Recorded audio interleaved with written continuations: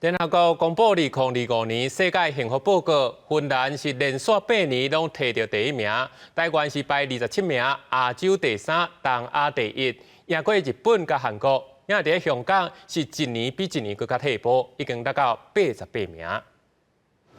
规家伙仔斗阵食饭，培养感情是一件非常幸福的代志。这嘛，甲台湾即届伫咧2025年世界幸福报告中，摕到全东亚上幸福的国家有关系。调查指出，台湾人会感觉遮尔幸福，是因为台湾人常在和亲情故宅斗阵食饭，一礼拜7天，平均有5.5天是和人斗阵食饭的。这个指标伫咧142个国家当中排名第8名，代表台湾人较袂感觉孤单，所以感觉足幸福的。我们是那种家情很和乐的大家族，我妈生了7个小孩，我们家族基本上每2、3个礼拜大家都会聚餐一起吃饭，还蛮幸福的，就是可以边吃饭，然后边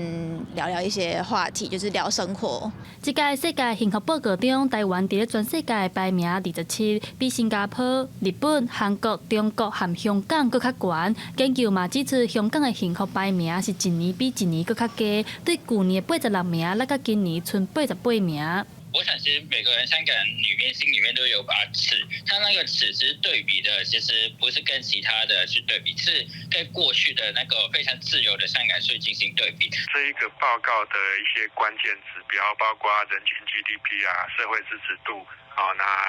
预期寿命啊、自由度，那刚好就是符合我们台湾的目前当下的国家社会发展的方向。学者讲，台湾是一个真团结而且非常有人情味的国家，尤其是台湾是亚洲头一个同婚合法的国家。最近这几年，伫咧 LGBT 少数性别族群、弱势族群这个议题拢非常重视，显示出来台湾是一个多元包容的国家。这届会当正做东亚上幸福的国家是真自然的代志。记者陈阿选、柯敏哲台北报道。